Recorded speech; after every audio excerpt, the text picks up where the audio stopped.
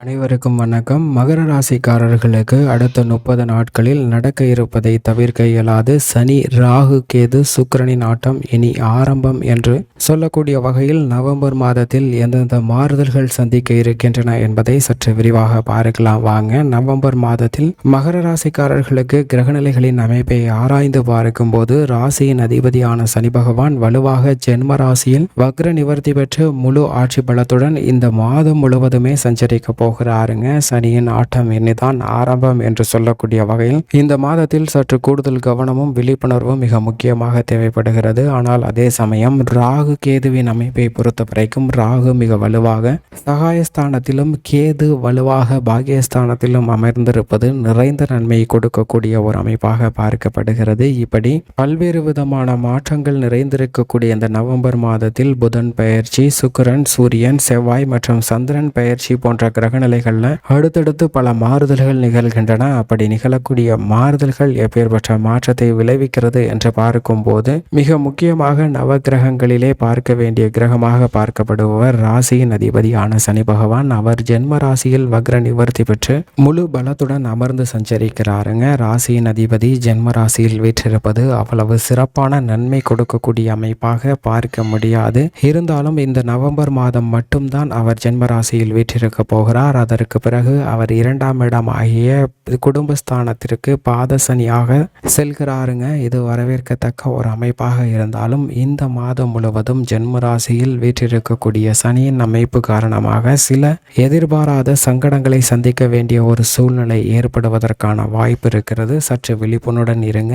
பெரிய அளவிற்கு பாதிப்பு இல்லை என்றாலும் கவனத்துடன் இருக்க வேண்டிய ஒரு தருணமாக மகர ராசிக்காரர்களுக்கு அமைகிறது. ஏனென்றால் அவர் ஜென்மத்திலோ அஷ்டமத்திலோ இருக்கும்போது அவ்வளவு சிறப்பான நன்மைகள் கிடைக்காது என்பதுதான் யதார்த்தமான உண்மை. அப்படி ஒரு இடமான ஜென்ம ராசியில் வீற்றிருக்கிறார். பெரும்பாலும் கடைசி சுற்றாக சில நாட்கள் சஞ்சரிக்கக்கூடிய இந்த தருணத்தில் நல்ல மாறுதல்கள் கிடைத்தாலும் சற்று கவனத்துடன் இருப்பது நல்ல ஒரு முன்னேற்றத்தை கொடுக்கக்கூடிய அமைப்பாக பார்க்கப்படுகிறது. ராசியின் அதிபதியினுடைய பார்வையானது 4, 7 மற்றும் 11ஆம் இடங்களில் கிடைக்கிறதுங்க. சுகஸ்தானம் வலுவுள்ளதாக மாறுவதால் சில ஆரோக்கிய சார்ந்த விஷயங்கள்ல கவனத்துடன் இருக்க வேண்டும். அதே போன்று எண்ணிய காரியங்களை பூர்த்தி ஆவதற்கான வாய்ப்பையும் யோகத்தையும் கொடுக்கிறாருங்க. லாபஸ்தானம் மிக வலுவுள்ளதாக மாறுவதால் ஜென்ம சனியின் பாதிப்பு குறையக்கூடிய இந்த தருணத்தில் மிகப்பெரிய மாற்றத்தை சந்திப்பதற்கான வாய்ப்பும் யோகமும் கிடைக்கிறது என்பதில் சந்தேகமே இல்லை.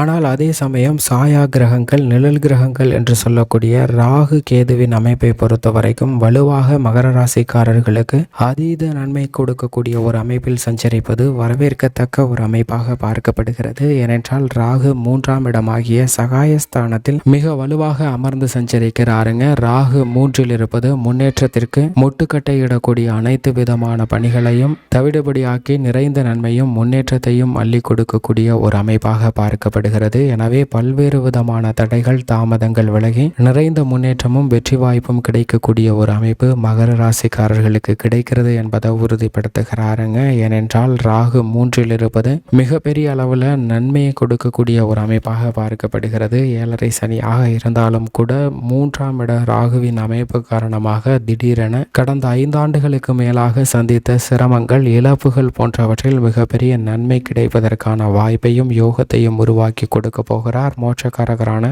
கேது பாக்கியஸ்தானத்தில் வீற்றிருப்பதால் நீங்கள் எதிர்பார்க்கக்கூடிய எதிர்பார்ப்புகள் பூர்த்தியாகும் என்பதை இந்த தருணத்தில் உறுதிப்படுத்துகிறாருங்க. அதிலும் குறிப்பாக பெண்மணிகளுடைய எதிர்பார்ப்புகள் இந்த நவம்பர் மாதத்தில் மிக சிறப்பாக உங்களது கைக்கு வரக்கூடிய ஒரு அற்புதமான தருணமாக அமைய போகிறது. ராகு கேதுவின் ஆட்டம் இந்த நவம்பர் மாதத்தில் நன்மையை அதிகமாக கொடுக்கக்கூடிய ஒரு அமைப்பாக பார்க்கப்படுகிறது மகர ராசிக்காரர்களுக்கு. அது மட்டுமல்லாது நவ கிரகங்களிலே முழு சுப கிரகமாக இருக்கக்கூடிய குருவை பொறுத்த வரைக்கும் அர்த்தாஷ்டகஸ்தானத்தில் வீற்றிருந்தாலும் அவர் வக்ரகதியில் சஞ்சரிக்கிறார். வக்ரகதியில் சஞ்சரிக்கக்கூடிய குருவின் அமைப்பு காரணமாக பல்வேறு விதமான தடைகள், தாமதங்கள் விலகுகிறது. நீங்கள் திட்டமிடக்கூடிய அனைத்து விதமான பணிகளிலும் காரிய வெற்றி கிடைக்கும். திருமணம் உள்ளிட்ட பல இனிமையான சுப நிகழ்வுகள் இல்லத்தில் நடந்தேறக்கூடிய ஒரு அற்புதமான தருணமாக பார்க்கப்படுகிறது. புத்திரக்காரராக இருக்கக்கூடிய குருவின் அமைப்பு காரணமாக குழந்தை பாக்கியம் கிடைப்பதற்கான நிரந்தர நன்மை அதீதமாக பெறுவதற்கான வாய்ப்பும் யோகமும் இந்த தருணத்தில் கிடைக்கிறது. உறவுகளில் ஏற்பட்ட விரிசல்கள் விலகுகிறது.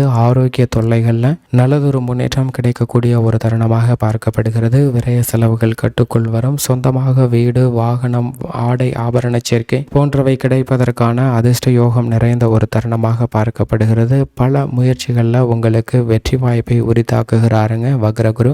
எதை செய்தாலும் நன்கு திட்டமிட்டு செய்வதற்கான வாய்ப்பை செவ்வாய் மிக வலுவாக லாபஸ்தானத்திற்கு மாறி சஞ்சரிக்க போகிறாருங்க. முற்பகுதியில் ஜீவனஸ்தானத்திலும் பிற்பகுதியில் லாபஸ்தானத்திலும் சஞ்சரிக்க போகிறார். செவ்வாயின் அமைப்பு இந்த தருணத்தில் மிகப்பெரிய அளவில் நன்மை கொடுக்கக்கூடிய ஒரு அமைப்பாக பார்க்கப்படுகிறது. புதிய நிலம், வீடு, வாகனம் வாங்கக்கூடிய அதிர்ஷ்ட யோகத்தை உறுதிப்படுத்தக்கூடிய ஒரு அமைப்பாக பார்க்கப்படுகிறது. நல்ல முன்னேற்றம் விவசாயம் சார்ந்த பணிகளில் கிடைக்கும். பாக பிரிவினை, பூர்வீக சொத்துக்கள், அக்கம் பக்கத்து நிலத்தாரிடம் உள்ள பிரச்சனை, பல்வேறு விதமான மன வருத்தங்கள் போன்ற அனைத்தும் மறைவதற்கான வாய்ப்பும் யோகமும் கிடைக்கிறது. விளைச்சலும் வருமானமும் அதிகரிக்கும். கால்நடை வளர்ப்பில் ஏற்பட்ட விரயங்கள் கட்டுக்குள் வரும். கால்நடை வளர்ப்பு நல்ல முன்னேற்றத்தை பெறக்கூடிய ஒரு தருணமாக பார்க்கப்படுகிறது என்பதை தெளிவாகவும் துல்லியமாகவும் உறுதிப்படுத்துகிறாருங்க. செவ்வாயினுடைய பார்வை 4, 5, 8 ஆகிய இடங்களில் கிடைக்கிறது. அது மட்டுமல்லாது குரு பார்க்கின் கோடி நன்மை என்பார்கள். அப்படிப்பட்ட குருவின் சுப பார்வை 8, 10, 12 ஆகிய இடங்களில் கிடைப்பதும் சிறப்பான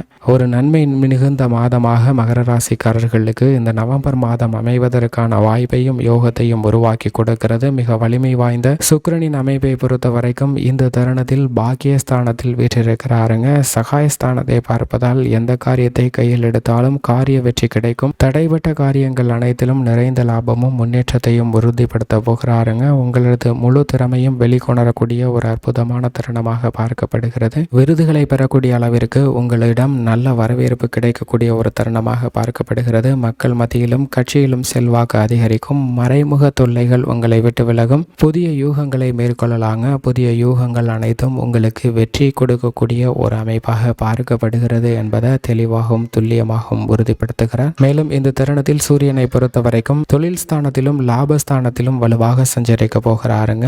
10 மற்றும் 11ஆம் இடத்தில் சஞ்சரிக்கக்கூடிய சூரியன் நிறைந்த நன்மையும் முன்னேற்றத்தையும் அள்ளி கொடுக்க போகிறார். பல்வேறு விதமான தடைகள் அனைத்தையும் விளக்குகிறாருங்க. நீங்கள் திட்டமிடக்கூடிய காரியங்கள் அனைத்திலும் காரிய வெற்றியை உரித்தாக்கக்கூடிய ஒரு அமைப்பில் சஞ்சரிக்க போகிறார். எனவே எதை செய்தாலும் நல்ல ஒரு முன்னேற்றத்தை பெறுவதற்கான வாய்ப்பும் அலைச்சலும் சிரமமும் இல்லாமல் அவற்றை செய்து முடிக்கக்கூடிய யோகத்தையும் உருவாக்குகிறார். அரசாங்க சலுகைகள் நிறைந்து கிடைக்கும். அது மட்டுமல்லாது இந்த தருணத்தில் வித்தியாக்காரராக இருக்கக்கூடிய புதன் பெரும்பாலும் லாபஸ்தானத்தில் வீற்றிருக்கிறாருங்க. எனவே உணர்ச்சி வசப்படாமல் அறிவுபூர்வமாக சிந்தித்து பல முடிவுகளை எடுக்கக்கூடிய ஒரு அற்புதமான தருணமாக அமைய போகிறது. பல்வேறு விதமான தடைகள் தாமதங்கள் விலகி நல்ல முன்னேற்றமும் வெற்றி வாய்ப்பும் நிறைந்து கிடைக்கக்கூடிய ஒரு அற்புதமான தருணமாக மகர ராசிக்காரர்களுக்கு அமைகிறது என்பதை உறுதிப்படுத்துகிறார். சந்திரனும் அஷ்டமத்தில் சஞ்சரிக்கும் போது தவிர மற்ற அனைத்து தருணங்களிலும் நல்ல பலன்களை நிறைந்து கொடுக்க போகிறார். எனவே திட்டமிட்டபடி அனைத்து விதமான பணிகளிலும் காரிய வெற்றி நிறைந்து கிடைக்கும். மேலும் இந்த தருணத்தை மகர ராசிக்காரர்கள் மிக சிறந்த மகிழ்ச்சிகரமான தருணமாக